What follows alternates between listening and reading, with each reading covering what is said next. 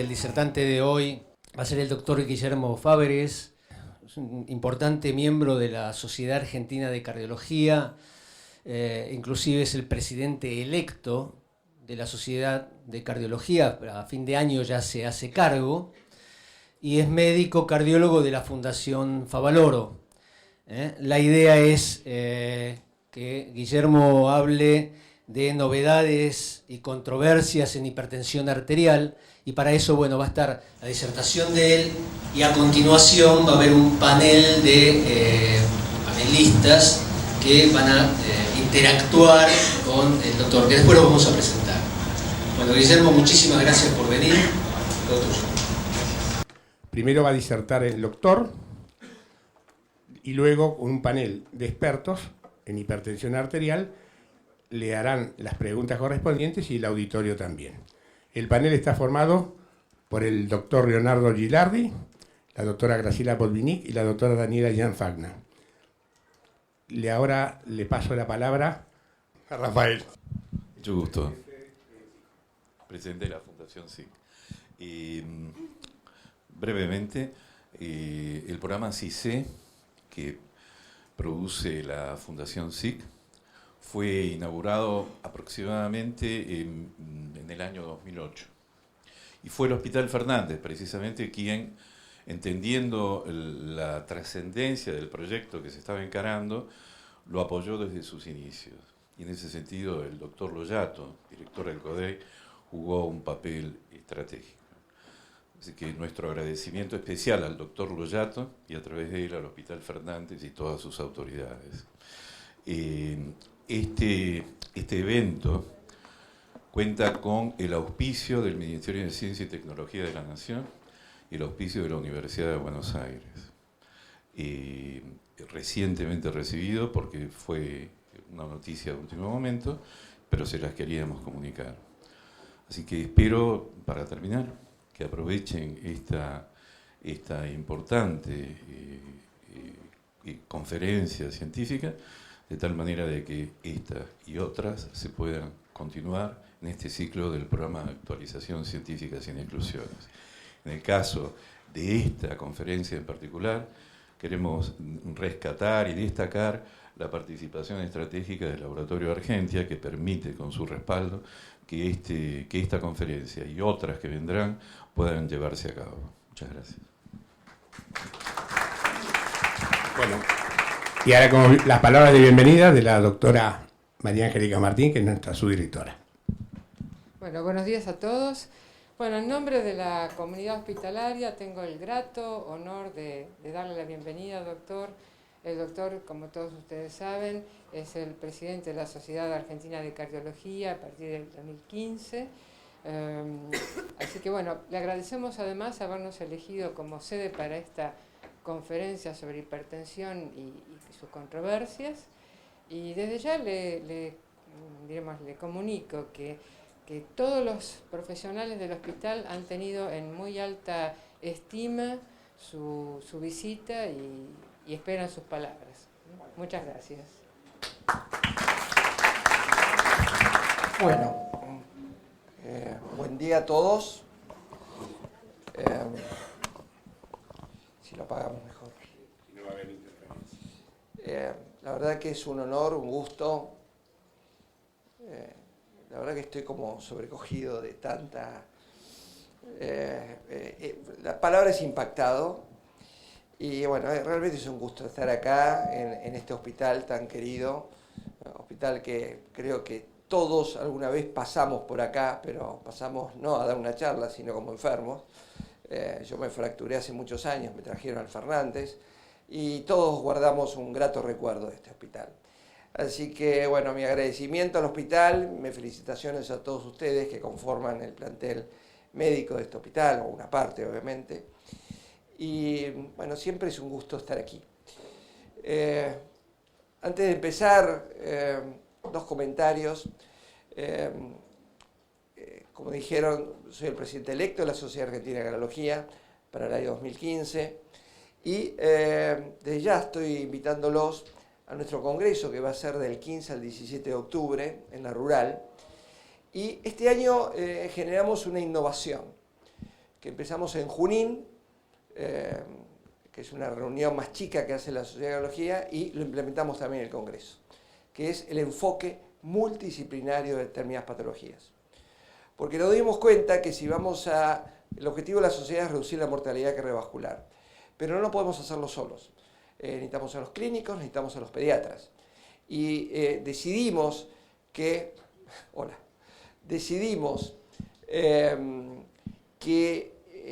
en este trabajo, temas como hipertensión, diabetes, endocarditis, es muy importante la mirada del otro, la mirada del clínico. Y bueno, dentro del Congreso armamos toda una grilla de 2 días que lo llamamos enfoque multidisciplinario, donde los clínicos y los cardiólogos participaban. Como una muestra de esto, en Junín tuvimos el bautismo de fuego, que fue el gran debate.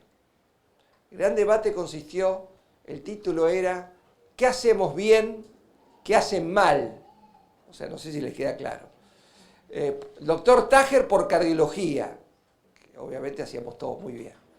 Y el doctor Weisman por medicina interna, que todos lo conocen a Gabriel, fanático de la medicina interna. Y créanme que fue muy bueno ese debate, porque fue gran altura intelectual, fue divertido, pero a la vez fue muy profundo. Bueno, la idea es continuar con eso, por eso están invitados para que vean a la sociedad en su agenda, decir, bueno, está el Congreso de la Sociedad de Cardiología, bueno, incorporarlo a la agenda. Y lo otro, sabía que acá me iba a encontrar con muchos jóvenes. Este año la sociedad creó SAC Joven. ¿Por qué? Porque nos estamos dando cuenta que nuestra sociedad era muy importante, pero los jóvenes no participaban. Entonces dijimos, estamos en un grave problema, porque el futuro son los jóvenes. Y generamos SAC Joven, que fue impactante, su bautismo de fuego también, inventaron el After Congress, fue muy lindo. Vieron las chicas y dicen, doctor, usted sabe que nosotros las chicas tenemos el After Office. ¿A usted le molestaría que hagamos el After Congress? No, la verdad, bueno, y fue muy bueno. Y realmente mi concepto es que los líderes nacen líderes. Y la idea es que la Sociedad Argentina de Cardiología les brinde las herramientas y todo lo que tiene la sociedad para que puedan desarrollar ese liderazgo. Quiero aclarar que esto no tiene nada que ver con la CONAREC ni pretende competir. Es más, lo pusimos como edad después de la CONAREC. Porque ¿qué es mi visión? Yo con el doctor Beliciti fui formador de la CONAREC en el año 80, o sea que conozco este camino. Después de la CONAREC, uno llega a ser presidente de la CONAREC y es como lo máximo. Y después cae en la nada. Como que no hay nada después de la CONAREC. Y ahí dijimos, SAC Joven. Vos estuviste en la CONAREC, estuviste como residente, bueno, tenés un espacio para desarrollarte. Y hoy la doctora Alfonsina Candielo dirige STEM for Life, junto con el doctor Velardi, la doctora Antoniete dirige Historia Clínica Electrónica. Quiero decir, no es que simplemente van y hacen un trabajo, no, lideran proyectos. Así que bueno, hechas estas invitaciones al Congreso y a los jóvenes, simplemente llaman, preguntan por SAC Joven y ahí van a encontrar, y créanme que es muy lindo el ambiente que se ha formado. Yo no sé, después nos hacen también el After Office, pero eso no me lo dicen. Tampoco me quiero enterar mucho, porque si no... Bueno, Liliana, la verdad que te veo acá y es un gusto tenerte. Yo le decía, con Liliana Boto me une una gran amistad hace muchos años. Durante un tiempo yo estuve en hipertensión en embarazo, compartí con ella muchas mesas y para mí, lo dije en la reunión ahora en dirección, es una líder indiscutible en lo que ha sido hipertensión embarazo desde los años, no sé, 80, que empezó, me acuerdo del mundial que armaste en el año 92, y realmente a nivel internacional es la figura de hipertensión embarazo y bueno, que siempre hemos charlado, hemos concordado y hemos estado en desacuerdo, que era muy divertido, pero siempre hubo un gran respeto y un gran afecto, así que gracias por estar acá. Bueno, vamos a hablar un poquito de la charla. El el nombre que le puse es Guías en Hipertensión, la Torre de Babel y el GPS recalculando. ¿Bien? Que es exactamente lo que yo creo que es lo que está pasando. En marzo estaba en el aeropuerto viniendo para acá y un médico de Córdoba me dijo: Guillermo, ¿vos qué opinás? Porque se había dicho que uno no podía criticar a una guía. ¿Y vos qué opinás? ¿Uno puede criticar a una guía si está bien o está mal? Y yo le dije a este médico de Córdoba: ¿cuál guía? Porque tenemos 6 guías. Tenemos 3 americanas que aparecieron una semana, tenemos la europea, tenemos la NICE, tenemos la SAC, tenemos la latinoamericana, tenemos la canadiense. ¿Cuál guía? Y un poco, como yo le decía a la doctora, este espacio no es de información, es de reflexión, ponernos a pensar. Una de las cosas que leí este año que más me impactó es esto, que dice que la muerte de una persona es triste y lamentable. Y la muerte de millones es solo una estadística. La primera reflexión es que nosotros como médicos tratamos un paciente. No tratamos el 30% ni millones de personas. Nuestra responsabilidad es un paciente. Obviamente las sociedades científicas, el Ministerio de Salud Pública tienen la responsabilidad de los millones, pero nosotros, digo para ponernos como en dimensión, pero lo más importante no son los millones, sino el que tengo enfrente. La visión tradicional de hipertensión es esta: tenemos cifra de depresión, daño de oro blanco y las 2 principales complicaciones que son el ACV y la insuficiencia cardíaca. Esto es lo que aprendimos, esto es lo que es. ¿Bien? Esto es una visión muy personal, aclaro. Esta es la sobrevida en el estudio de Medicare, luego un ACV, 66% a 2 años, 51% luego un segundo ACV. Y este es un estudio sueco, 75% mortalidad a 10 años, luego un ACV. De esto se trata la principal complicación del paciente hipertenso. La otra complicación es la insuficiencia cardíaca. Y Carl Swedberg dijo, en el año 2000 escribió, que en el año 87 el estudio Consensus demostró la importancia de los IECA en el tratamiento de la insuficiencia cardíaca. Sin embargo, agrega Swedberg, luego de 10 años, todos los pacientes del estudio están muertos. Murieron todos. Esa es la otra complicación. Ahora usted me va a decir: doctor, pero esto pasó hace mucho tiempo. Entonces impacta como en noviembre del 2011 sale esta publicación del seguimiento del OLHAT. OLHAT es un estudio de 30.000 pacientes hipertensos en Estados Unidos que se cerró en el año 2003. Se terminó. Compararon amlodipina, lisinopril y clortalidona. Hubo en el OLHAT 1.761 pacientes que tuvieron insuficiencia cardíaca en el trial. Y fueron seguidos durante 8.9 años y se murieron 1.348 pacientes. Es decir, el 80%.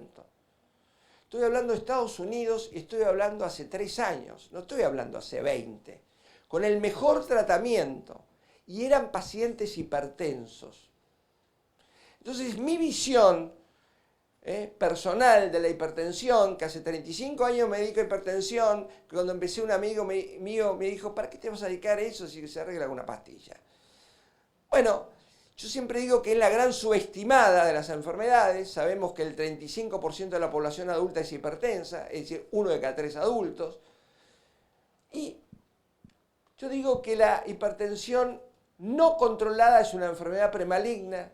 La hipertrofia, la proteinuria son como marcadores tumorales y que las 2 complicaciones más importantes de la hipertensión, el ACV y la insuficiencia cardíaca, son tan malignas como el cáncer, porque una vez que uno tiene un ACV o tiene insuficiencia cardíaca, a los 10 años el 80% está muerto.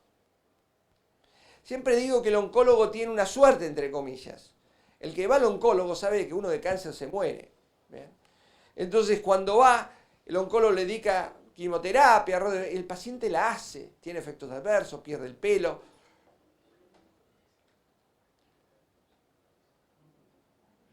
Pero lo hace. Ahora, el 100% de los pacientes dicen mi presión es nerviosa. Por lo tanto, no justifican, y cuando uno le da un medicamento de por vida, abandona el tratamiento. Entonces, la visión, primero, que estamos hablando de una enfermedad muy frecuente, la principal causa de muerte, y una vez que tiene la complicación ACV, insuficiencia cardíaca, la mortalidad es tan alta que llega al 80% en 10 años. Ahora, todo esto se evita en gran medida controlando la presión arterial. Y muestro también otro estudio sueco, 129 pacientes con ACV. De los 129, 128 no tenían su presión controlada en el momento de la ACV. Solamente uno la tenía controlada. Y voy a mostrar 3 experiencias, España, Canadá y Argentina, que pasó con el control de la presión arterial. España, se ve que como en estos, del 2002 al 2010, hubo un incremento significativo del control de la presión, una reducción significativa de la indicación de monoterapia y un incremento franco de tratamiento combinado. Es decir, el mensaje es muy simple, que para controlar la presión, en la gran mayoría de las veces se requieren 2 o más fármacos. ¿Bien? Eso fue España.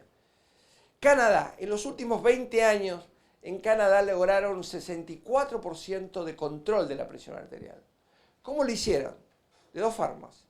Educación y incremento de prescripciones de fármacos antihipertensivos.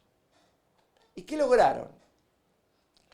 Lograron mejor control y lograron lo más importante, una reducción muy significativa del ACV, del infarto y de la insuficiencia cardíaca.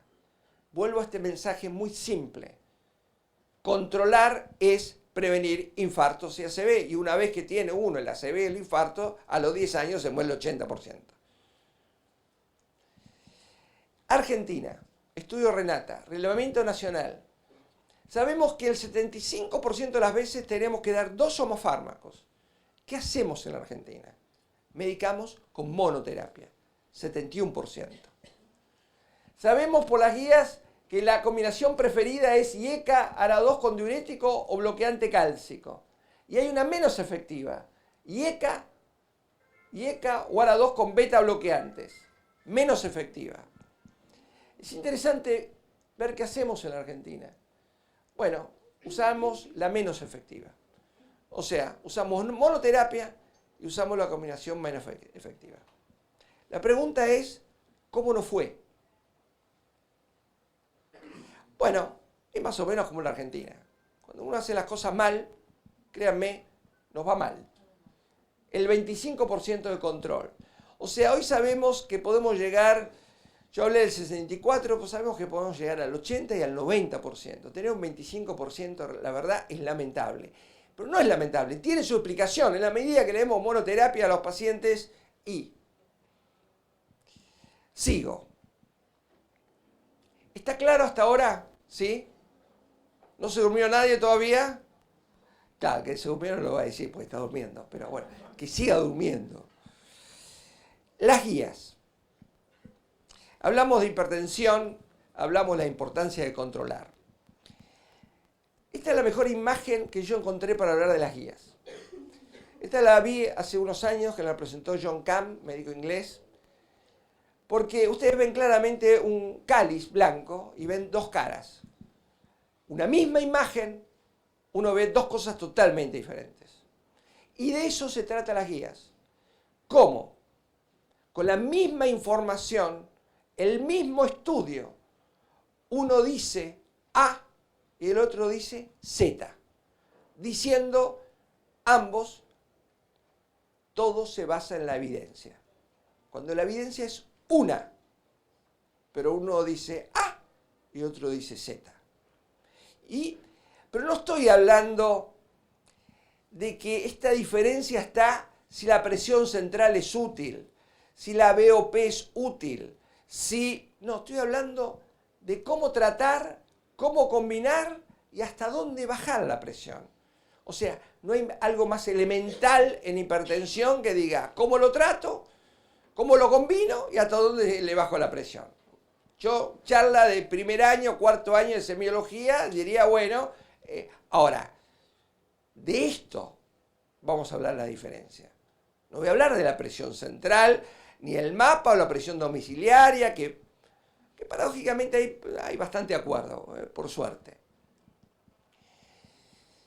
Tratamiento, diuréticos.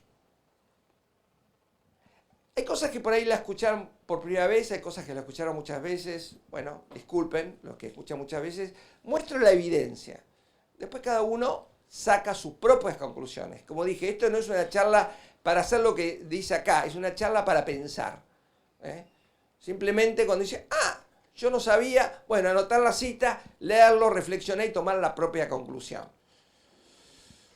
En el año 2004 salió publicado esto del Mr. Fit, que el Mr. Fit es un estudio de Estados Unidos que dijeron a los médicos, el Fernández, ¿qué diurético quiere elegir? Clortalidona. El Raúl Mejía, hidroclorotiazida. Bueno, sigan a los pacientes con ese tratamiento. ¿Qué pasó? A los 6 años, en las 9 clínicas que se usó hidroclorotiazida, hubo un incremento de la mortalidad del 44%.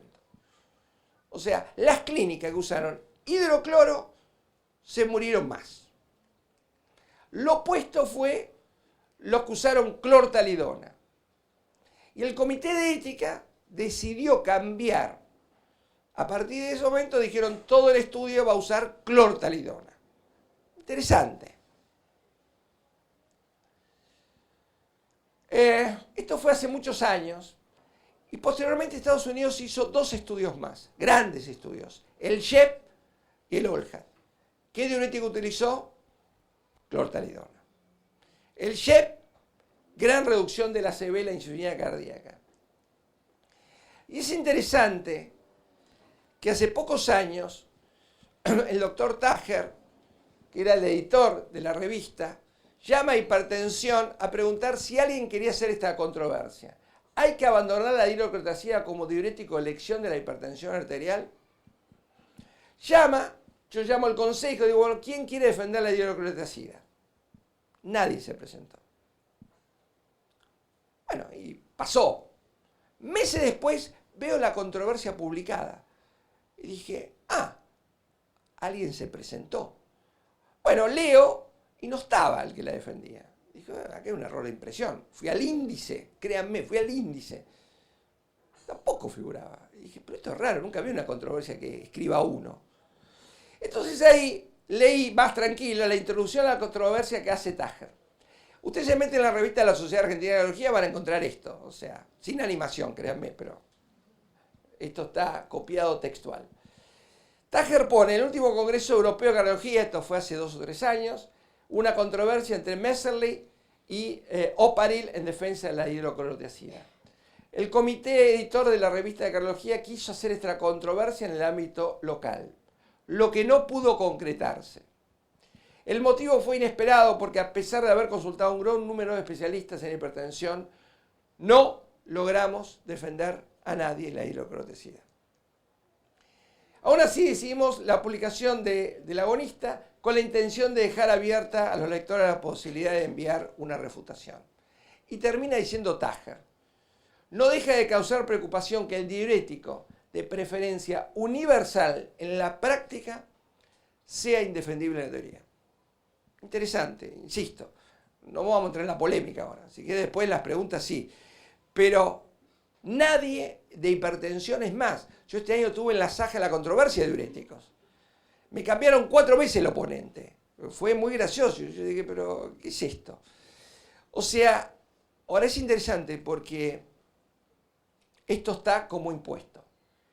Impuesto a la hidroclorotiazida. Y Kaplan dice, en primer lugar, dichas dosis de hidrocloro nunca han demostrado reducir la mortalidad cardiovascular. Y en segundo lugar, la clortalidona en dosis 12,5-25 demostró reducir la mortalidad y morbilidad en grandes estudios. O sea que hay una diferencia entre hidroclorotiazida y clortalidona. Bien, es clara. Y hay un tercer diurético que es impactante, que es la indapamida. La vieja indapamida, que en el año 2008 se presentó en el estudio Haibet en pacientes mayores, que fue impactante, digo, 39% de reducción de la mortalidad por ACV, 64% de mortalidad por insuficiencia cardíaca, mortalidad cardiovascular y mortalidad por cualquier cosa. O sea, realmente una droga muy impactante en lo más importante, en la reducción de eventos y de mortalidad, ACV, insuficiencia cardíaca y mortalidad. O sea, que luego que uno le busca una droga, no es que baje la presión, es que baje la mortalidad. Entonces está claro que acá tenemos 3 diuréticos, la clortadidona demostró su efectividad, la indapamida absolutamente, lo paradójico que usamos hidroclorotiazida. ¿Van preparando las preguntas? ¿Sí? ¿Sí? Beta bloqueantes. Bueno, en el año 2004, 6 de noviembre, salió publicado este artículo que dice ahí atenolol en hipertensión. No dice enfermedad coronaria, créanme, no dice insuficiencia cardíaca. Ahí dice atenolol en hipertensión. La primera vez que presenté este estudio, la verdad que generó mucho rechazo, porque yo estaba diciendo a todos, inclusive a mí mismo, que usé atenolol en hipertensión durante muchos años, que se comportaba exactamente igual que el placebo. Atenolol en hipertensión. ¿Bien? Año 2004. La Cochrane posteriormente hizo una revisión y demostró exactamente lo mismo, igual que el placebo en mortalidad cardiovascular, en mortalidad total, y los autores concluyen que hoy día la evidencia no apoya el uso de beta bloqueantes, particularmente el atenolol, que fue la droga más utilizada. Bien. Y esto generó mucho revuelo, después si quieren vamos a hablar, porque cada tema es largo, y uno se plantea si todos los beta bloqueantes son iguales. Bueno, hay diferencias, y voy a mencionar 2 estudios muy rápidos de los nuevos beta bloqueantes vasodilatadores. Este es el Carvedilol, este es el estudio Gemini, 1.400 pacientes diabéticos, Carvedilol versus metoprolol.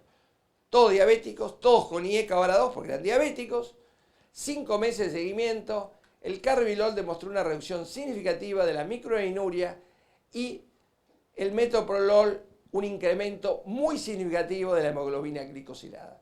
Hay más datos, por supuesto, no quiero abrumar con números ni datos, lo que quiero mostrar que hay diferencias entre un vasodilatador y un beta-bloqueante clásico como metoprolol.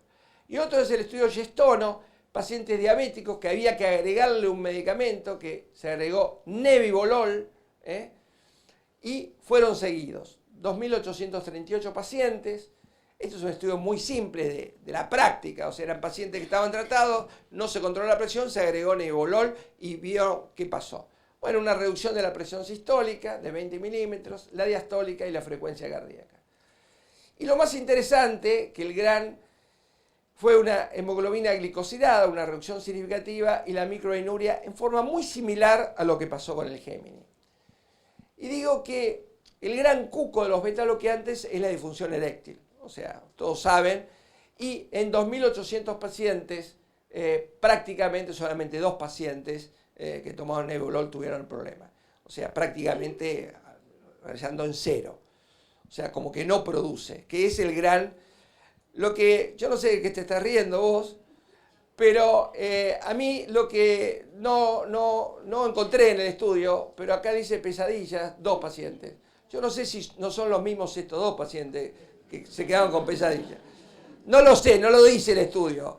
Pero siempre me llamó la atención que eran 2 y 2 pacientes que tuvieron pesadillas. Bueno, queda ahí, no, eso no es científico, es una... Entonces uno dice, bueno, doctor, ¿cuál es el lugar de los beta-bloqueantes hoy día? Hipertensión no complicada, poco y nada. Hipertensión, postinfarto, arritmia, angina de pecho, insuficiencia cardíaca, 100%. A esto agrego el simpático, el paciente joven de 50 años, 45, que está con 95 por minuto. Claramente tiene una indicación. Y me inclino a los beta-bloqueantes vasodilatadores como Carvedilol, nebivolol, cada uno hace una experiencia, puede ser uno u el otro, pero el concepto que no provoque alteraciones metabólicas. Bien, tratamiento, síntesis. Hablamos de diuréticos y hablamos de beta-bloqueantes. La europea, el Joint, NICE, británica, ASH, es la Sociedad Americana de Hipertensión. Europa, Estados Unidos, Inglaterra y también Estados Unidos. Estas 2 no hacen ninguna diferencia entre los diuréticos, son todos iguales. Y NICE y ASH hacen la diferencia de clortadidona, indapamida versus hidroclorotiazida. Marcan la diferencia. Los beta-bloqueantes, la europea dice primera elección, el resto cuarta elección. Después cada uno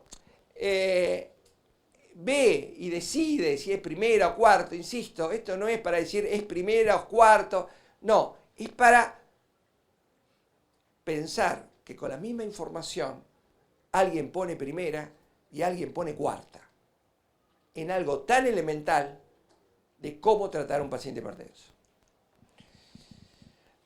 Combinaciones. Cuando uno ve un paciente estadio 1, lo que hay que hacer es controlar en 3 meses, indicar cambio de estilo de vida y alentar un monitoreo domiciliario. Y si después de 3 meses el paciente sigue hipertenso, uno lo trata.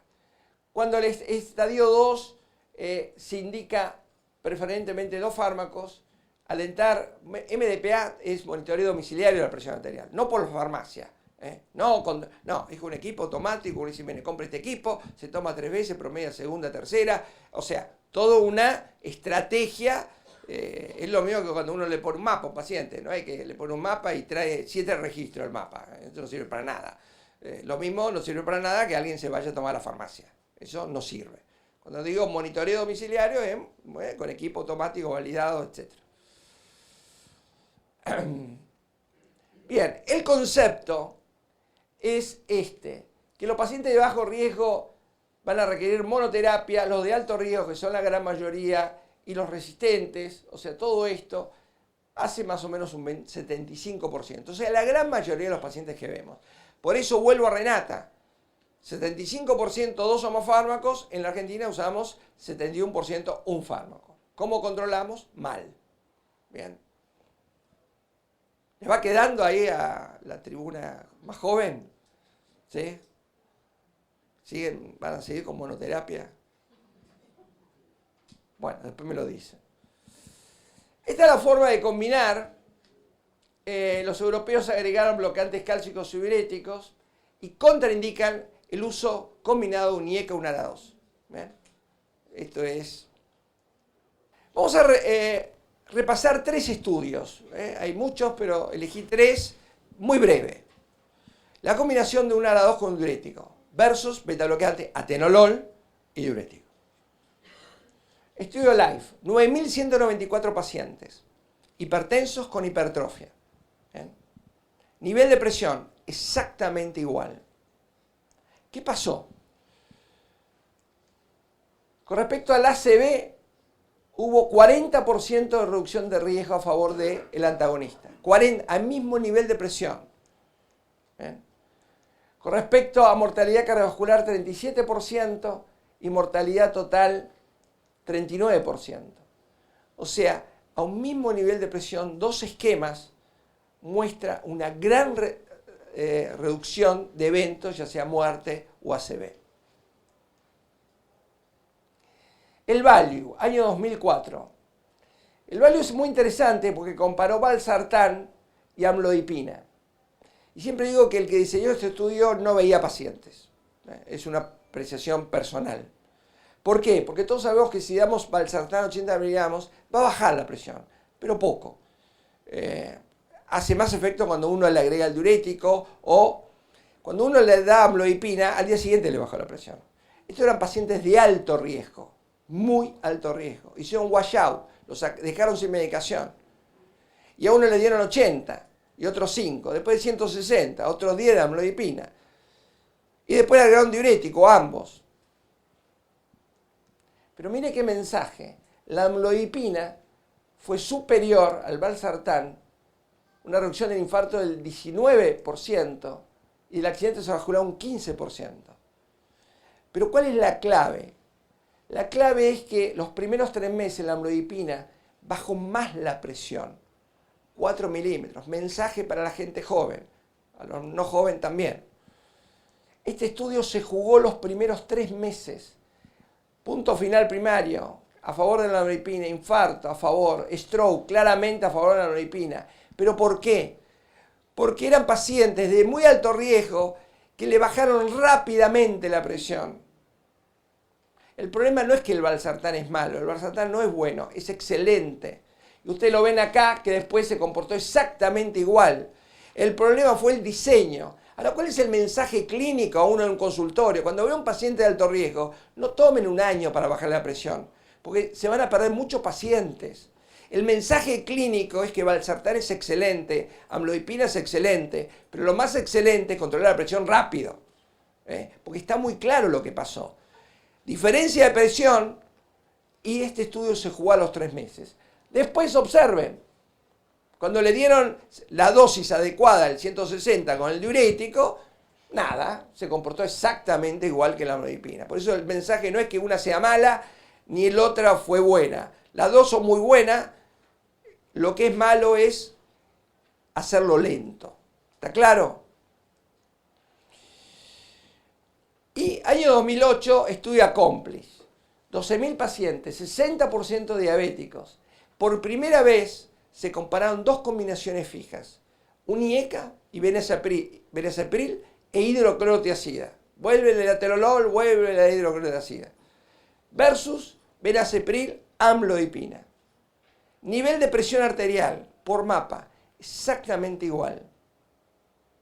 Este estudio lo para el Comité de Ética a beneficio de la combinación IECA bloqueante cálcico. Claro beneficio, mismo nivel de presión arterial. LIFE, mismo nivel de presión arterial. Mensaje, que en paciente de alto riesgo la combinación que uno utilice tiene impacto. Controlar rápidamente tiene impacto.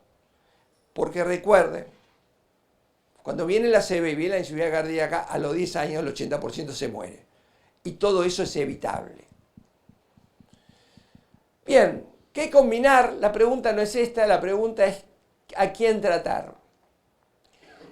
Uno se inclina por un diurético en los pacientes con antecedentes de insuficiencia cardíaca, hipertensión sistólica, y con un bloqueante cálcico, pacientes con angina o arteriopatía, y también hipertensión sistólica. Conceptualmente, cuando el músculo está mal, el diurético, la combinación con el diurético es ideal. Cuando uno es vascular, cuando uno es coronario, cuando uno es vascular periférico, es mejor la combinación con bloqueante cálcico. Ese es el concepto. Después uno verá, porque al final creo que todo el mundo termina con las 3 drogas. Pero bueno, esto es como una guía. Bien, hablamos del tratamiento, hablamos de las combinaciones. Acá tenemos la combinación de la europea, ¿bien? Acá tenemos la combinación de la americana, como dije, IECA la 2, con diurético, bloqueante cálcico. Y acá tenemos la combinación de las guías NICE británicas. La primera combinación bloquea el sistema con bloqueante cálcico. 3 guías, 3 cosas totalmente diferentes. Una bloquear con bloqueante cálcico, otra bloquear con diurético bloqueante cálcico, y la otra con lo como más le guste. ¿Ven? Inglaterra, Europa, Estados Unidos. Metas. Y ya vamos cerrando. Esto es interesante. Este es el JOIN, esta es la europea, esto es ADA y esto es NICE. En diabetes, el JOIN dice 14,9, la europea 14,85 y ADA dice 14,8. Interesante. La misma información, el mismo estudio, el HOT, el UKP10, uno dice 90, otro dice 85 y otro dice 80. Bien. Entonces esto yo lo comparo, que cuando uno, todos conocemos este aparatito, si uno va por la ruta y dice, atención, doblar a 100 metros a la izquierda, ¿no? Y un segundo después dice, atención, doblar a la derecha. Uno se siente medio desconcertado, porque el mismo aparatito me dice que dobla a la izquierda y que dobla a la derecha. Uno dice, bueno, debe andar mal. Uno sigue y dice, atención, dobla a la izquierda, dobla a la derecha. Uno al tercero, ¿qué hace? Agarra el Garmin, lo tira, va a una estación de servicio y dice, bueno, ¿cómo llego? ¿Bien? ¿Qué quiero decir? Uno pierde fe, la fe en este aparato, que cuando funciona es bárbaro. Ahora, si permanentemente le dice a la izquierda y a la derecha, ¿uno qué hace? No cree más. Y ese es el problema de fondo que creo que lo que está empezando a pasar, que la guía, en vez de guiarnos, nos está confundiendo. Y cuando nos confunde, dejamos de creer. Porque decimos acá hay intereses económicos, la industria, los ministerios, los países, el Medicare, el Obamacare, etc. Pero se hace confuso.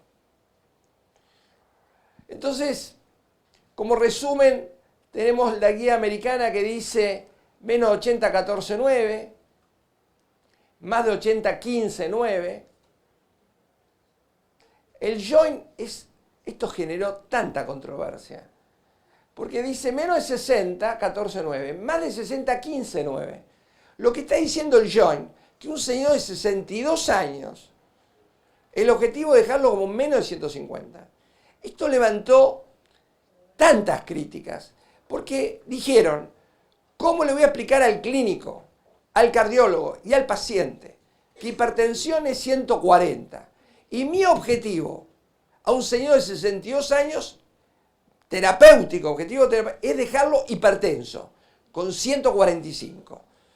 O cambian la definición de hipertensión o esto no funciona. O sea, todos los que estamos acá sabemos que un señor de 85 años, un objetivo de 150, como fue el Jaibet, uno dice, es aceptable. Ahora, esto no se entiende. Y no lo puse porque no quiero abrumar con estudios, pero está la visión de la minoría. Los que firmaron el joint escribieron en Annals un artículo que son los mismos que firmaron el joint diciendo la discrepancia de la minoría. No estando de acuerdo con lo que ellos firmaron. Después esto da para todo un día, uno se pone a discutir, bueno, cuál es la meta, si es esta, aquella, uno analiza. Como dije al principio, este es un espacio de reflexión, que uno puede anotar la cita y después ir a leer y decir, bueno, y cada uno tiene que tomar su propia conclusión. Bueno, la europea dice beta-bloqueante de primera elección y la inglesa dice cuarta elección. Entonces, cuando yo veo todo esto, me vino a la memoria este pintor flamenco, Peter Bruegel, que siempre me impactó en dos cosas. La historia de la Torre de Babel, de cuando era chico, y Peter Bruegel, que siempre es un pintor que siempre me gustó. Pintó en el año 1500. Y la Torre de Babel, que todos escuchamos, este tema de... Yo me imaginaba de chico, ¿hasta dónde habrá llegado la Torre de Babel, el cielo? Yo me imaginaba a todo el mundo hablando de idiomas diferentes. Era interesante la historia. Pero Bruegel se inspiró en el Génesis, que dice, el Señor castiga la vanidad y confunde a la gente cuando comienza a construir una torre tan alta que llega al cielo. La vanidad de las sociedades científicas. Cada una quiere su guía, su recomendación, beta-bloqueante primera, otra cuarta, 90, 85 y la Torre de Babel. Entonces estamos, el título, el GPS recalculando, la Torre de Babel no parece, porque parecía muy loco, como diciendo el doctor Piró, el doctor Fabre, que nos viene a hablar del GPS recalculando. La verdad que tiene mucho que ver, lamentablemente, y todo esto nos confunde. Y lo peor que puede pasar es que cada uno haga su guía o que cada uno haga, porque ahí ya, bueno, entramos en una... Bien, para ir cerrando un comentario aparte, pero me parece interesante, en el Congreso con el doctor Tajer decidimos dar una charla a la comunidad, que se llama Los mitos que matan. Porque estamos convencidos que hay mitos que matan. Primer mito, mi presión nerviosa. Segundo mito, las estatinas destruyen los músculos y el hígado. Ustedes van a coincidir que el 100% de los pacientes dicen, doctor, mi presión nerviosa. Cuando lo veo con guardapolvo me sube la presión.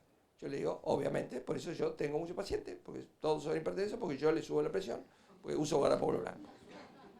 Igual voy a seguir usando guardapolvo blanco porque voy a tener muchos pacientes. Claro. Y el 100%, y todos van a coincidir conmigo, decir, pero este doctor, ¿qué pasión le pone al 100%? Abandona la estatina en el año. Que leí, que bajé, que tomo 5 miligramos, que día por medio, que alguien me dijo, que me metí. Entonces, una breve reflexión. No es el tema, pero es el tema. Lancet, HPS, 40 miligramos de Simba.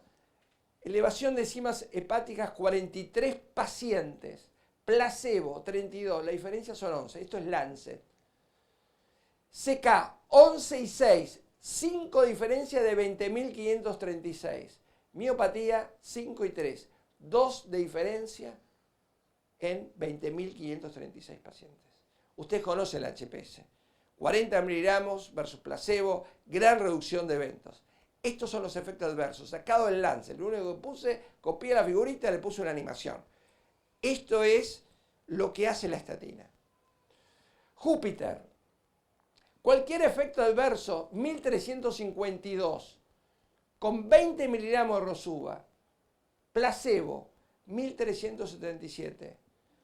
Más pacientes con placebo tuvieron efecto adverso. Esto está sacado del New England. Copié, pegué. Y esto es lo que le muestro a los pacientes cuando dice, doctor, modelo de los músculos, leí que me destruye el hígado, el músculo. Bueno, mire, acá está. Un paciente me dijo, doctor, ¿qué le ponen al placebo? Eso no me preguntó la pregunta. ¿Qué le ponen al placebo? Bah. Acá tienen todos, observen, enzimas hepáticas 23, 17 de 18.000. Bien, creo que estamos dando el mensaje, no creo, estoy convencido, esto es personal. Aclaro lo que es personal de lo que es el New England. Esto un día pensando dije, estamos dando el mensaje equivocado. Nosotros decimos que la estatina baja el colesterol. La caja dice reductor del colesterol. ¿Bien?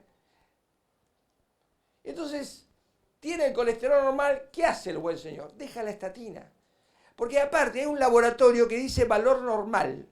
Entonces, es como que yo le doy una estatina, que le digo que es para el colesterol, que él lo tiene normal, y la cajita dice que es para bajar el colesterol. Le decimos que es para toda la vida, es caro, y el señor se metió en internet que dice que destruye los músculos y el hígado. ¿Qué hace el señor? Deja la estatina. O sea, es elemental eso. Este tema de decirle que es para prevenir, es como yo le doy a alguien un analgésico, le digo, mire, esto es para que usted no tenga dolor. Doctor, a mí no me duele nada. No, pero con esto previene el dolor. Pero doctor, ¿usted pretende que tome un medicamento todos los días que dice que me va a producir daño? Sale 500 pesos para prevenir algo que no tengo. No sé si me entienden. Pero nosotros queremos que los pacientes tomen estatina. Creo que la aspirina fue más inteligente, dijo que previene el infarto. Entonces, ¿qué hace la gente? Toma una aspirina. O sea, come choripán, ahí la propaganda, el tipo se manda la aspirina porque previene el infarto. El mensaje no es que bloquea el tromboxano, la prostacyclina, no, previene el infarto. ¿Qué hace la gente? Y toma la aspirina. Obviamente, porque con esto prevengo el infarto. Entonces, el mensaje que creo que tenemos que decir que la estatina evita el infarto y el ACV, tiene el colesterol normal y sigue tomando, y créame que funciona, pero tenemos que empezar a trabajar en que en otro mensaje, pues yo le digo que es para el colesterol, y el señor tiene el colesterol porque el laboratorio dice normal, bien, lo va a dejar porque es lógico que lo deje, bien. Bien, esto es del HPS, hay todos los estudios que se separan al año, las curvas. Esto también se lo muestro a los pacientes y sabemos que el 80% abandonan antes del año. Por lo cuanto, el concepto que yo le digo a los pacientes que tomó una estatina 6 meses, créame, no es caro, es tirar la plata. Porque baja el colesterol, pero no previene ningún evento. Esto también hay que explicarle. Porque el 100% de nuestros pacientes abandonan la estatina antes del año. Por lo tanto, no sirve para nada, ni caro ni barato. Bien, entonces vuelvo al concepto de que nosotros tenemos que estar convencidos de esto. Y para ir cerrando el costo del medicamento, el 100% de los pacientes dicen que el fármaco es caro. Y esto es de Mark Coffey, presidente de la Sociedad Británica de Hipertensión, que dice que el paciente más caro para el sistema de salud es el que no está tratado porque avanza la ACV o la insuficiencia cardíaca. Uno cree que los pacientes no quieren tomar medicación porque no les gusta tomar medicación y porque dice que es caro. Bueno, hay que decirle que no es caro. Caro es el ACV, es la insuficiencia cardíaca. Y este es un estudio español, 6 meses de seguimiento, luego un ACV. el costo humano, 29% necesitaba ayuda para comer, 87% para ayuda para vestirse y el 93% ayuda para ir al baño. Este es el costo. Lo que hay que explicarle a los pacientes que el medicamento no es ni caro ni barato, que esto es para evitar y se evita el ACV, el infarto, la insuficiencia cardíaca. Y hay que mostrar esto, porque esto es clave para que él entienda de lo que se está evitando, que no está gastando, se está ahorrando. Bien, y esta es mi última diapositiva. Fuster hace poco escribió un artículo que en un registro de 500 médicos, el tiempo que tenían los médicos para indicar una nueva medicación era de 49 segundos en Estados Unidos. La verdad que es también para reflexionar cómo convencer a alguien en 49 segundos que tome una medicación de por vida, con un costo y con efectos adversos. 49 segundos. Por eso creo que estamos como muy distorsionados y siempre termino la charla con esta reflexión que es del doctor Kushnir de Córdoba, que dijo en un consenso en el año 2000, hoy vivimos un tiempo en que el reloj desplazó la brújula. Es que estamos muy apurados, pero no sabemos muy bien a dónde vamos. ¿Bien? Como este tema de los 49 segundos. Desapareció el tiempo, desapareció la relación médico-paciente, que es lo más importante. No es ni la ROSUA, ni el IECA, es ese espacio que existía y que tiene que volver a existir.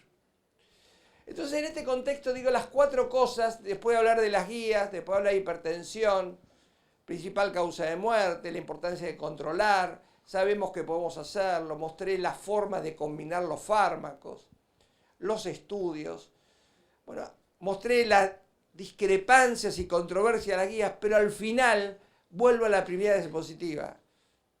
La muerte de un paciente es triste y lamentable. Entonces, al final, ¿qué es lo que yo creo? Bueno, creo la importancia de controlar la presión arterial y validarla con un control domiciliario. Hoy día tenemos el mapa, tenemos el control domiciliario, un equipo automático, es extremadamente útil. Evaluar el riesgo del paciente. Cuando vemos un paciente, ver si tiene hipertrofia, si tiene proteinuria, verlo en forma integral, síndrome metabólico, diabetes, enfermedad cardiovascular, etc. Controlar la presión, validarla y evaluar el riesgo. Indicar las combinaciones más efectivas. Hay más efectivas y menos efectivas. Créanme, usamos las menos efectivas. ¿Cómo nos va mal? Entonces, bueno, la idea es usar las combinaciones más efectivas. Y finalmente, explicar al paciente sobre el costo del tratamiento y el ahorro en complicaciones. El costo está. El paciente lo percibe como una pérdida. Lo que tenemos que explicarle es la importancia de la ganancia, de lo que está ganando y lo que se está ahorrando. En resumen, creo, excedí unos minutos, pido disculpas, pero es como dije al principio, el objetivo de esta charla era un espacio de reflexión de un tema muy importante, que es hipertensión arterial. Marqué las controversias y marqué las cosas que tenemos en común. Y creo que esto es lo más importante. Y estoy convencido que si controlamos la presión de nuestro paciente con fármacos y con educación, explicándole, vamos a lograr que nuestro paciente, como siempre digo, sin ACV, sin insuficiencia cardíaca, sin diálisis, no solamente va a vivir más años, sino que lo más importante es que lo va a disfrutar cada día. Nada más y muchas gracias. La verdad que yo no estoy sorprendido, porque la verdad te he escuchado y sé lo que hablas, es excelente. Realmente me pareció clarísimo. Te felicito, realmente es un aporte tremendo con conceptos buenísimos. Te quiero hacer una pregunta, que va más allá de lo que hablaste vos. La controversia esta de la hipertensión resistente y el tema de la espironolactona, que bueno, obviamente no estaba en la charla, pero ¿cuál es el rol de la espironolactona? ¿En qué momento la podés usar? La espironolactona, esto es personal lo que digo, yo la defino como efecto torre gemela. Cuando nada funciona, la espironolactona funciona casi siempre. Cuando me consultan el valor, mira, tengo un paciente, yo le digo, bueno, agregale 25 miligramos de espironolactona. Créanme que no me falló nunca. Y cuando me falló, hay que tirar todo de nuevo y ese paciente tiene una secundaria. O sea, si alguien es refractario a la dieta realmente hiposódica, uno le da espironolactona y uno lo chequea por mapa, y si el paciente sigue hipertenso, te digo, rarísimo, a uno se le escapó algo. Creo que la espironolactona es una droga muy noble, muy económica, muy útil. Yo siempre la tengo como la cuarta opción, o sea, mi concepto es bloquear el sistema, ya sea con un bloqueante cálcico, un diurético. Al final los pacientes que uno ve de más alto riesgo terminan con las 3 drogas y la cosa funciona, diría, el 80%.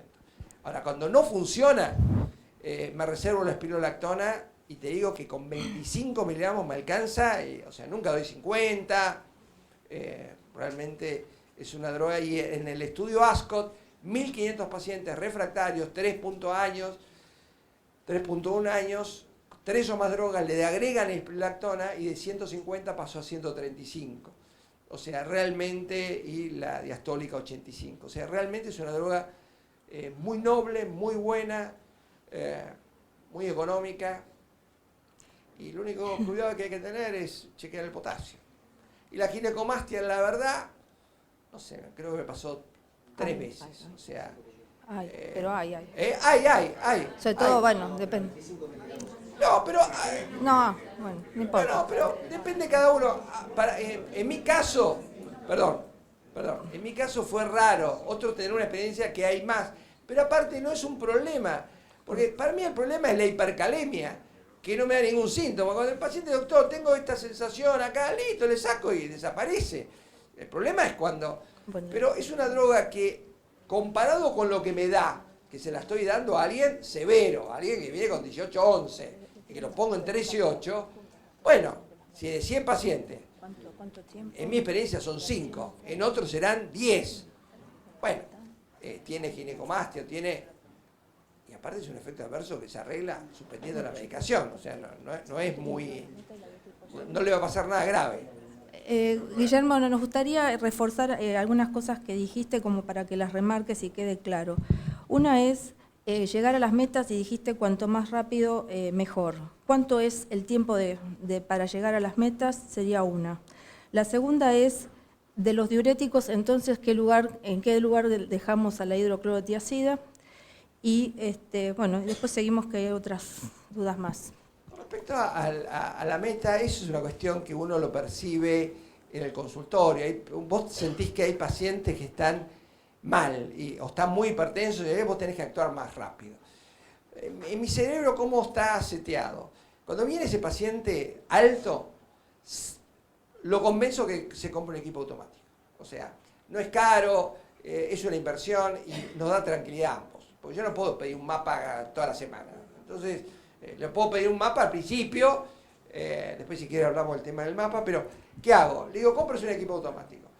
Se toma la presión como se tiene que tomar y yo te diría que lo veo, depende, si el paciente me viene con 18-12, le digo, bueno, empiezo el medicamento, lo veo a los 3 días, después lo veré a los 10 días y el paciente que viene con 16-11 o 16-10, lo medico, lo veo a los 15 días, uno lo va viendo, hay pacientes que voy a decir, lo quiero ver pasado mañana y hay gente que lo veo en 15 días. Y después no tampoco sobre uno mismo decir, bueno, tengo que ir muy rápido porque por ahí el paciente lo llevaste a 16 y se te va al piso. Entonces, la clave para mí es el equipo automático, porque da tranquilidad. El paciente va chequeando que empezó con 16, después va a 15 y él ya ve, 15 salta, pero te tenía 16 antes. Entonces, nada, me tomo el tiempo y lo voy chequeando. Entonces, primero, para mí, equipo automático. El tiempo lo da el paciente. Yo a los 3 meses lo tengo que tener controlado. como tiempo. Y siempre, ese es el moderado severo. Leve, empiezo con una medicación, X, baja, y le digo, estos son trucos de uno, le doy la mitad a la dosis. Porque a veces si le doy, qué sé yo, 80 al valsartán, le doy 160 pues le baja mucho. Entonces le digo, le doy 80. Pero mire que esto es la mitad. ¿Para qué? Para que cuando yo después le aumente a 160, él no lo vea como un fracaso. Porque todos nosotros, para nosotros 80, 160, 50, 100, todo lo mismo. O sea, la verdad, una vez mi sobrina dijo, sí, la internada lo pasaba en suero. ¿Qué sé yo? Todo lo que hacemos medicina, suero, pasarlo en destrozado, poner una vía. O sea, para mí es poner una vía. La gente le pasaron suero, estaba gravísimo. Para mí es una vía. Entonces, si yo le aumento de 50 a 100, la gente lo ve, le duplicaron la dosis, está muy mal.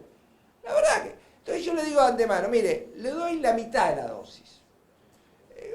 A veces funciona, entonces, bien.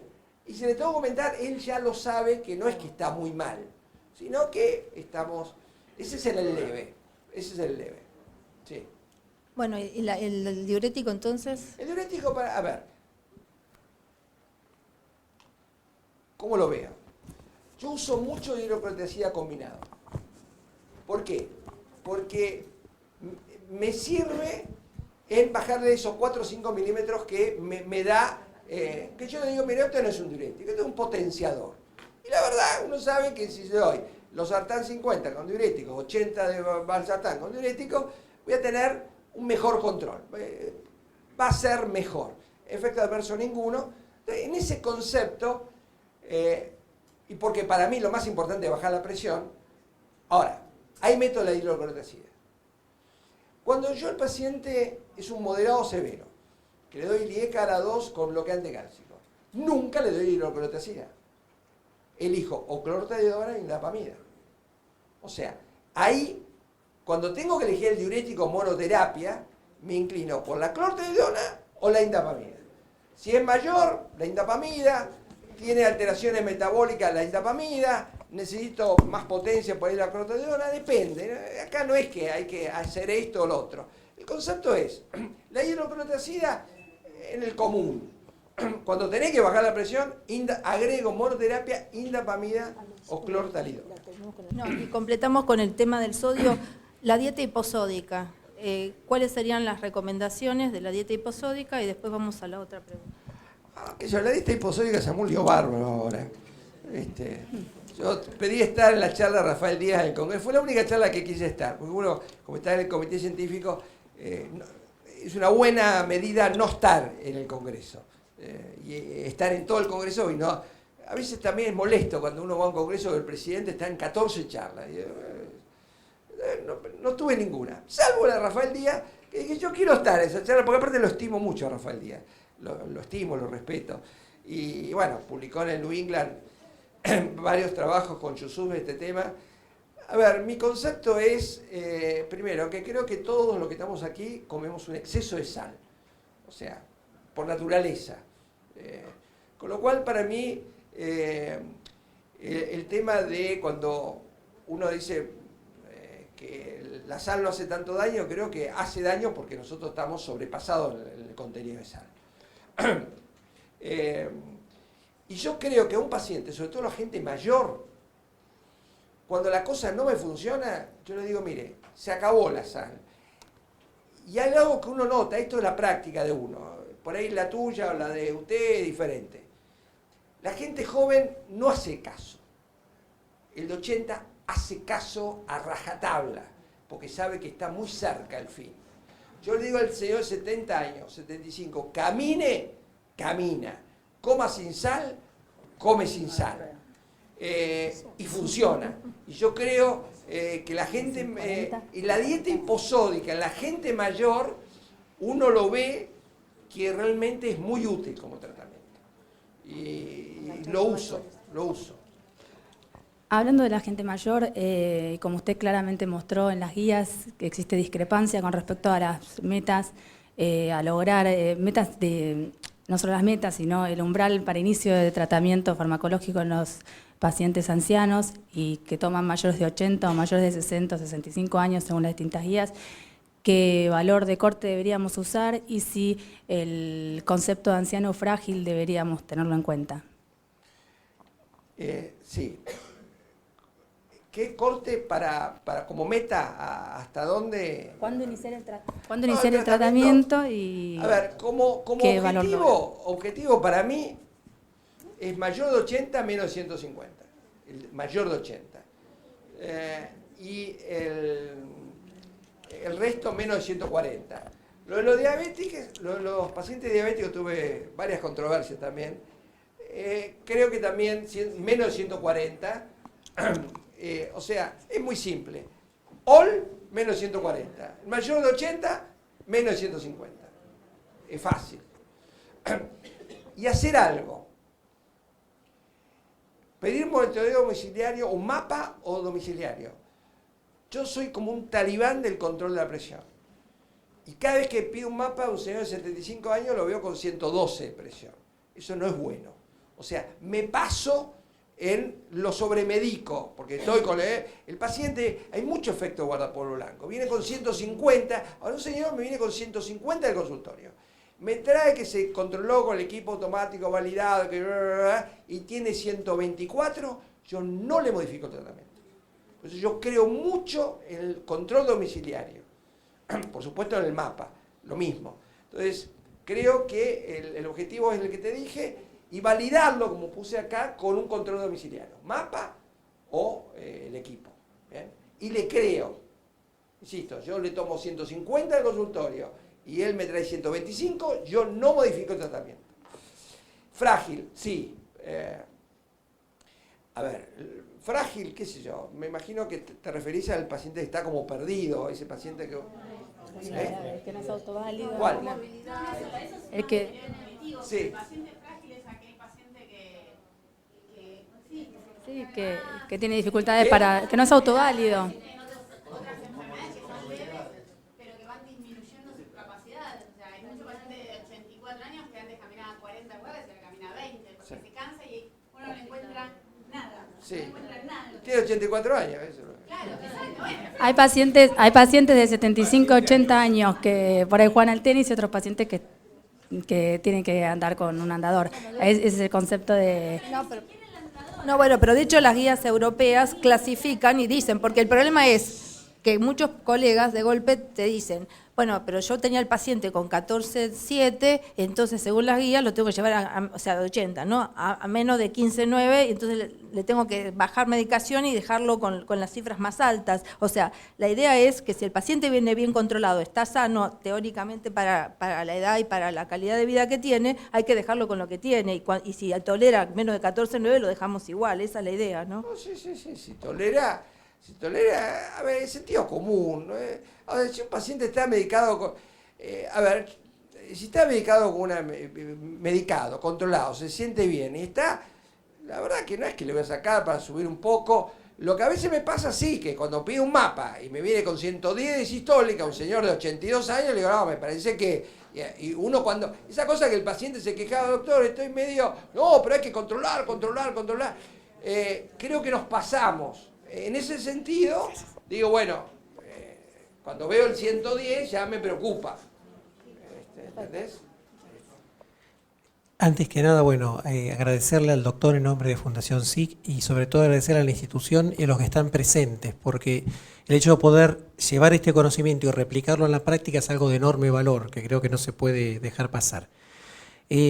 Tomando en cuenta lo que decía el doctor al principio y viendo los datos del estudio Renata, que son de medio nacional, si sumamos los pacientes que no tienen diagnóstico de hipertensión y aquellos que están diagnosticados pero no están tratados, nos da el 44%. Con lo cual, la pregunta es, indudablemente acá se pone en juego el nivel de atención primaria de la salud, más allá del nivel especializado cardiológico. ¿Qué acciones podemos tomar para en el nivel de atención primaria, en la medicina de familia o en el médico clínico general, tengamos más altas tasas de diagnósticos y mejor tratamiento? La imagen que me viene, si te tengo que decir una palabra, es educar. El estudio, el programa Remediar, que todos sabemos que lo que es el programa Remediar, todos sabemos la crisis que pasamos en el 2001, se crea este programa de acceso gratuito a la medicación. Es impactante ver, esto está publicado en la revista de la Sociedad Argentina de Cardiología, que en el programa Remediar, gratis, absolutamente la medicación, solamente el 11% de los pacientes la fue a buscar durante un año. 11%. El 89% no la fue a buscar. Gratis.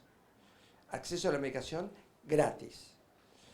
Por eso mi reflexión cuando vi esto, y lo digo en la charla, que educar es mejor que regalar.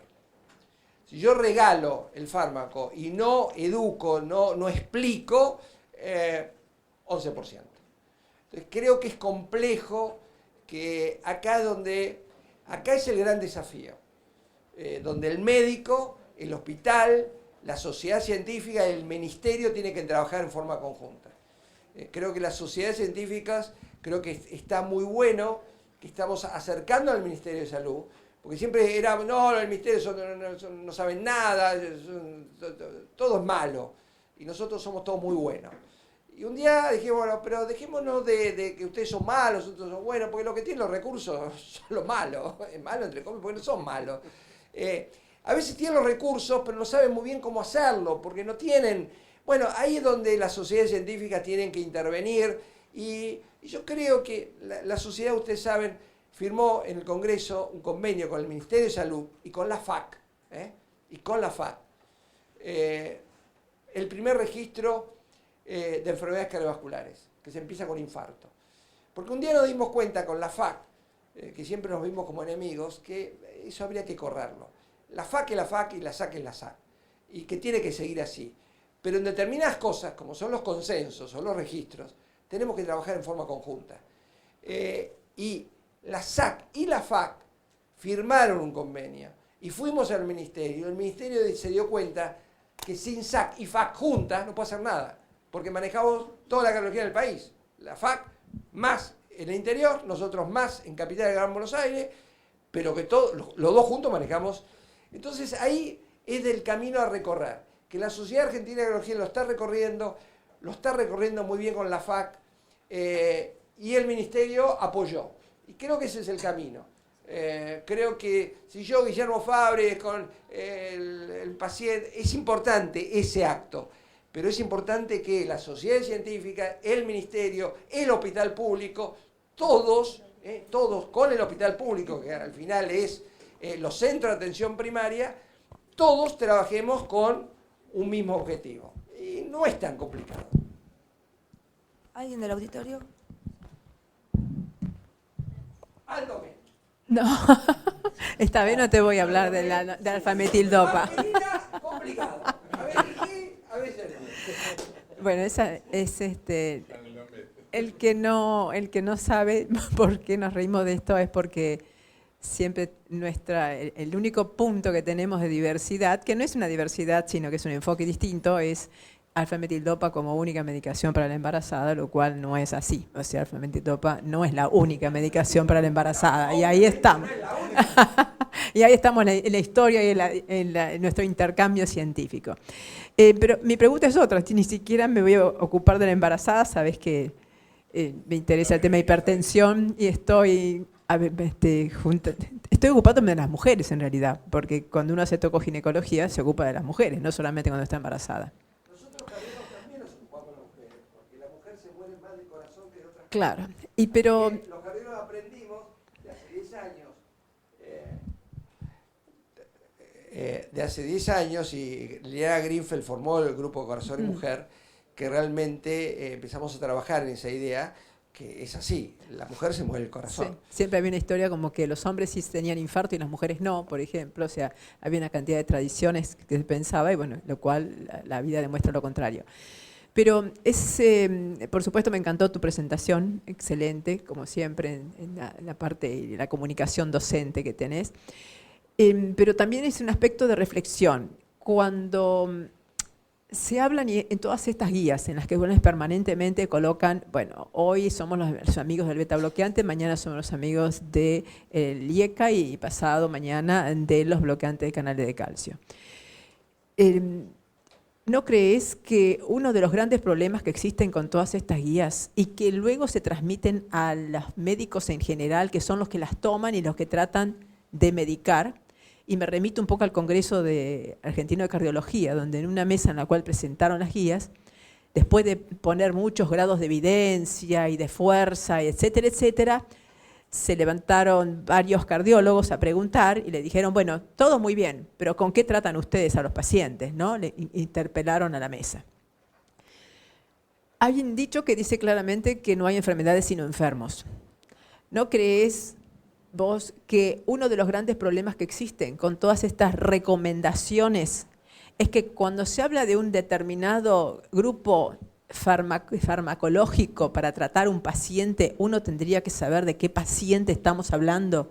Y eso es uno de los motivos por los cuales la mayoría de todos estos trabajos multitudinarios, de cientos de miles de casos, terminan colocando en la misma bolsa pacientes totalmente distintos, con los cuales, en el resultado final, la conclusión habitualmente no es válida para el paciente que tenemos finalmente frente a nosotros. Sí. Yo cuando dije qué combinar, dije pregunta equivocada, sino a quién tratar.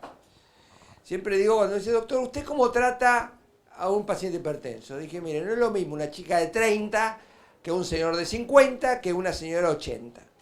O sea, lo que vos decís es correcto. ¿Cuál es el tratamiento para...?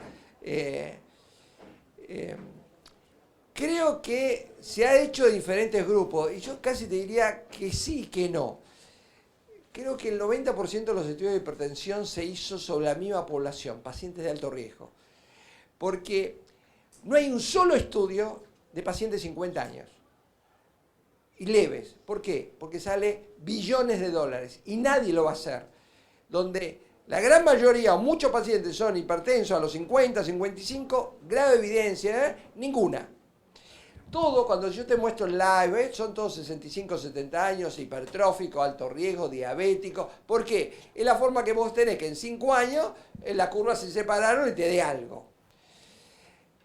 Pero más allá del estudio, a esta altura, Liliana, recorremos un largo camino. Es simple. Más allá de la meta, yo creo que para prevenir esto, la infancia, jugar a la pelota y alimentación saludable. Primer punto. Trabajar de los colegios, todos los colegios pondría una materia que se llama alimentación saludable, que aprendan a cocinar, que sepan los alimentos, que los chicos manejen el tema de los alimentos y que eso lo transmitan a los padres y a los abuelos. La infancia. Yo tengo una experiencia personal que me impactó. Estaba en mi casa con mi hermana. Esto no lo grabe, porque si no, no queda bien que yo diga esto. O a usted no lo grabe. Entonces edítelo después. Estaba mi hermana, mis 2 sobrinos, nietos, Nina y Benito. Y mi hermana, cuando le da la comida a Benito, 3 años, estaba la hermana, 8, hizo algo que me impactó. Agarró el salero, le echó sal y le da la comida. Y yo le digo, ¿qué estás haciendo? No, así tiene más gusto. ¿Qué quiero decir? Mi hermana obviamente da la vida por sus nietos. Créanme, porque todos ustedes dan la vida por sus hijos y por sus nietos. Y obviamente hacen lo mejor por sus hijos y por sus nietos. Y ella le estaba poniendo sal. Quiero decir que hay que trabajar mucho en educación. Y hay que trabajar desde temprano. Y ustedes, los obstetras, realmente es clave en ese momento, porque tienen 9 meses como para hablar, de educar, de concientizar. Después vendrán los pediatras. La escuela de San Antonio, realmente, si yo creo que hubo alguien que salvó vida en este país, fue San Antonio, con el hospital de niños sanos, el hospital de niños, todo lo que...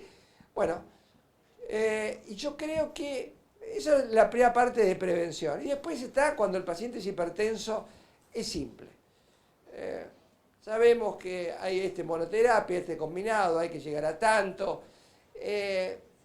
Lo que hay que estar, el médico tiene que estar convencido que hay que hacerlo. Y que no hay que bajar la presión. No hay que bajar el colesterol.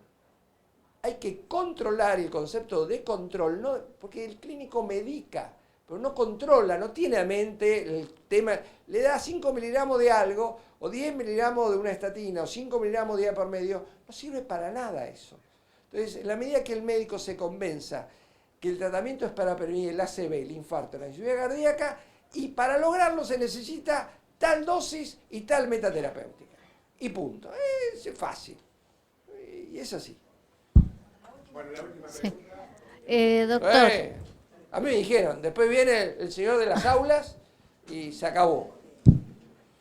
bueno, muy interesante su charla, pero yo tenía la duda, nosotros que estamos en la trinchera todos los días, paciente hospitalario, 40 años, obeso, tabaquista, de la UTA, colectivero, típico, lo encuentran con 145.90, lo mandan a que lo vea el cardiólogo, porque si no, no le dan de vuelta el registro. No lo podemos esperar 3 meses que haga la dieta, que no va a hacer, que es completamente sedentario y que le tienen que dar o sea, porque hay, es como dijo la doctora, no hay guías, sino pacientes. Ese paciente, ¿usted no lo trata? Además de hacerle la educación, porque está bien darle, no vamos a esperar 3 meses, darle la pastillita. Hay que ver... Uno ve de todo. Uno ve de todo. Y ve condiciones sociales totalmente diferentes y realidades totalmente diferentes. El peor error que puede tomar el médico es creer que pensar en hipertensión y en pastillas. El tema no es hipertensión, es hipertenso. Y no es pastilla, es tratamiento para ese paciente hipertenso. Ese es el concepto. Entonces, a un señor de 40 años, que todos vemos, y que yo sé que si le digo pavada, o sea, que yo le digo al señor de esas características, bueno, tiene que bajar el peso, caminar, comer sin sal, mirá, ok, pucho, sale de ahí, se prende un pucho, o sea, es así. Entonces, bueno, hay que ser pragmático. Le tengo que leer sus derechos, le tengo que decir, mire, usted tiene que, si no hay que hacerlo. Y la verdad que hay que hacerlo y lo hago convencido, sobre todo el tema de fumar. Soy muy duro con el tema del cigarrillo, pero muy duro. Tal vez porque mi madre vivió 20 años con mochila de oxígeno, con lo cual lo vivía el tema. Y lo medico. O sea, porque si veo que el equipo automático no lo va a comprar. El mapa tiene turno a 4 meses. Bueno, ¿y con qué lo trata? Es de menos. Yo le puedo dar a ese paciente, vos le das clortadiona, 12,5, que debe salir 30 pesos, 10 pesos mensuales más o menos. Porque yo en la controversia me fui a fijar los precios. Yo nunca hago eso, fijarme los precios. Pero me fui a fijar los precios. El 90% de los pacientes que yo trato está con 12,5. Es raro que yo dé 25. Y viene por 42 comprimidos. O sea, una cajita de 30 pesos tenés como para 3 meses. Con lo cual, a mí el tema económico ahí, digo, perdón, escúchame, tomate una Coca-Cola, el agua esta te sale 3 veces más caro. Entonces tenés clortadiona, podés darle, ya te digo, obviamente a ese paciente obeso no le voy a dar betabloqueantes. El tema del diurético es bueno es económico, pero es un metabólico, con lo cual la contra es el tema de, uno piensa que los diuréticos no serían buenos. En ese caso puede usar indapamida, que claramente no produce alteraciones metabólicas y es una droga interesante. Entonces puede usar un indapamida o puede usar un ARA, un IECA o combinado. No hay que lo importante es decir, bueno, hay que controlarlo, leerle sus derechos o sus obligaciones. Pues yo sé lo que yo creo, que vos se lo decís una vez no sirve para nada. Ahora, cuando yo vi en el paciente en 5 años, que se lo repetí 44 veces y lo pongo en la historia, y créeme que el paciente va llegando. O sea, yo no creo que vos en la magia de... y el tema es que no llegue el infarto, el accidente cerebrovascular antes. Y creo en el equipo, creo en la enfermera, creo en la nutricionista, creo que hay que armar equipo de salud.